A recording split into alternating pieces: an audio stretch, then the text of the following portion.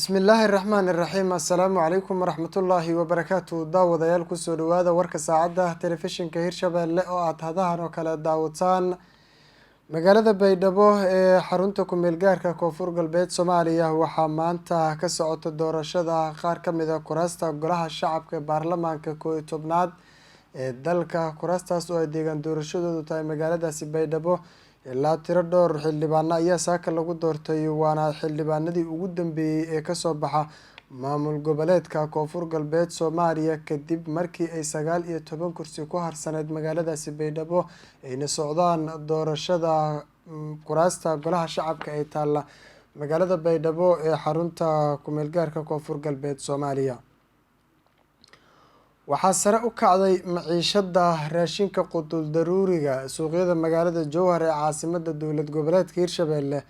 walaa xoogan ayay ka muujinayaan shacabka magaalada Jowhar waxaana ay sheegeen in ay sare u kacday qiimaha la kala siisto raashinka qudul daruuriga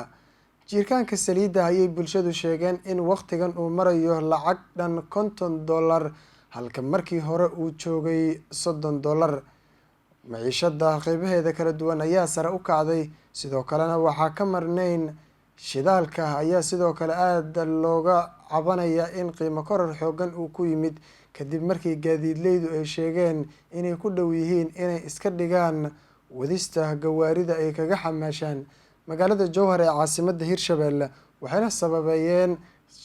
qiimo korarka ku yimid shidaalka inay sabab u tahay dagaalka ka socdo dalka Ukraine ee u dhaxeeya Ruushka iyo dowladda Ukraine ciidamada xoogga dalka Soomaaliya iyo guutada 13aad ayaa waxa ay howlgallo lagu xaqiijinayo amniga ka sameeyeen deegaano hoostaga ama deegaano ka tirsan Jubbaland inta uu socday howlgalka oo qaatay 48 saacadood ayay ciidamadu waxa ay gacanta ku dhigeen maleeshiyaad ka tirsan haraadiga argagixisada Al-Shabaab ee ku dhuumaaleysanayay deegaanada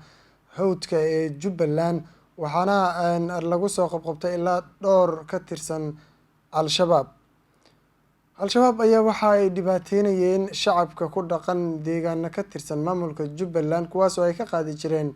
lacago baad ah ay ugu yeeraan sakawaad taasoo ah baneysashada hantida shacabka Soomaaliyeed magaalada Beledweyne ee xarunta gobolka Hiiraan waxaa ka socda u diyaargarowga qabanqaabadii ugu dambeysay doorashada xildhibaanada golaha shacabka baarlamaanka 11aad ee dalka halkaas oo ay ku harsan tahay 11 kursi kadib markii 13 kursi hore loogu qabtay magaaladaasi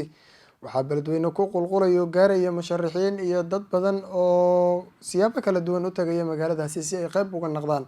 doorashada xildhibaanada golaha shacabka ee lagu wado inay ka dhacdo magaaladaasi Beledweyne ee xarunta gobolka Hiiraan وهاجاك داودير انت سيوم كتشوشين يا ورك ساعدة TV Hirshabelle وحي ورا وسو كردها وراركينا الدنبه ee ka baxa TV ayaad ku daawan doontaan aniga ma ad ku waraayay idin akhrinayna badgaliyo